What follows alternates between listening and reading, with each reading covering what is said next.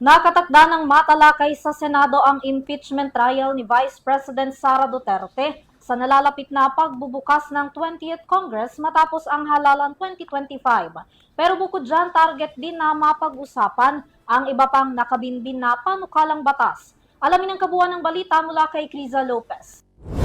Tapos na ang botohan para sa national at local position at nakatakdang iproklama ang mga nanalong senador na bubuo sa ika-20 Kongreso sa Sabado. Ilang mga isyu ang posibleng harapin ng Senado, kabilang narito ang dalawang impeachment trial. Partikular ang impeachment trial laban kay Vice President Sara Duterte at nakahaing impeachment case laban kay Pangulong Ferdinand Marcos Jr. na nakabinbin pa sa Kamara. There's the impeachment against the Vice President. An impeachment case was filed against the President, which is pending in the House. I don't know how that will be resolved in the coming weeks and or days. Bukod pa sa issue ng mga impeachment trial, ayon kay Senate President Francis Cheese Escudero, may ilang panukalang batas ang hindi mabibigyan ng pansin sa mga susunod na linggo na nangangailangan ng kaukulang pansin sa susunod na 3 taon. Kapansin-pansin na rin anya ang paghahanda ng mga politiko na nagpaplanong tumakbo sa susunod na eleksyon sa 2028.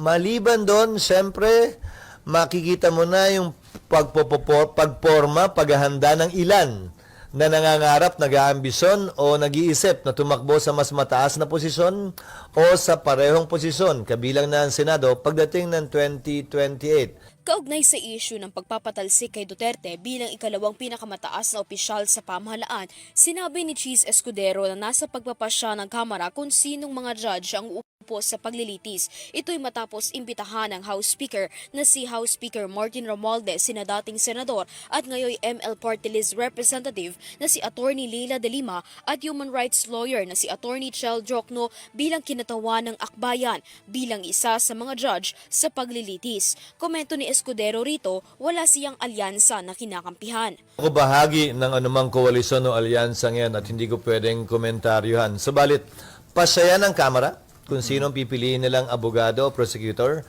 tulad lamang ng pasya ni Vice President Sara, yung kanyang pipiliing mga abogado at magtatanggol sa kanya. Hindi yan pwede pang himasukan ng impeachment court. Wala kaming say dyan.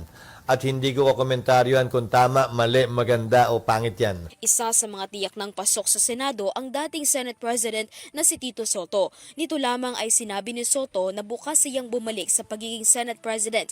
Pahayag dito ng kasalukuyang liderato ng Senado na mananatili siyang Senate President hanggang sa susunod na Kongreso. Anya, sa dulo, mayorya pa rin ng mga senador ang magpapasya kung magpapalit ng liderato o hindi.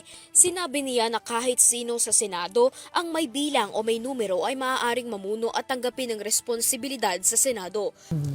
Kahit naman sa akin nun, bago ko inisip man lang o pinangarap, hindi ko nga pinangarap na maging Senate President, sino man na may numero, dapat tanggapin niya yung responsibilidad at yung hamon na yon kung nasa kanya ang tiwala ng mas nakararaming senador. Sa kabila ng mga haharaping isyu ng Senado sa pagpasok ng ika-20 Kongreso at mga bagong senador, mas inaasahan anya ni Escudero na magiging buhay at makulay ang Senado sa kabila ng pagkakaiba ng mga partidong kinabibilangan nito. Katatapos lang ng eleksyon at bangayan at ingay, sisimulan nyo na naman agad. Palipasin nyo naman. Tapusin muna natin itong kongresong to. May 2 pa kaming linggo na marami pa kaming inaasahang mapapasa at maiyahabol na mga panukalang batas. Kung curious man lang kayo doon, pwede nyong tanungin din. Kung hindi, okay lang din. Pero itatanong namin later. doon muna kami nakatutok at hindi yung parating na kongreso. Okay, RG. Balikan ko lang yung kasi May babalikan ka pa ron? Yes, outside of the impeachment process, siyempre may mga natural allies based on the personalities and the principles of the incoming 20th Congress senator. So, ano sa tingin mo yung magiging itsura? Sino-sino sa tingin mo yung mga magkakasama based on their natural alliances, based on their natural principles? I will not prejudge nor predispose what each senator elected or already serving would be doing once the impeachment court convenes.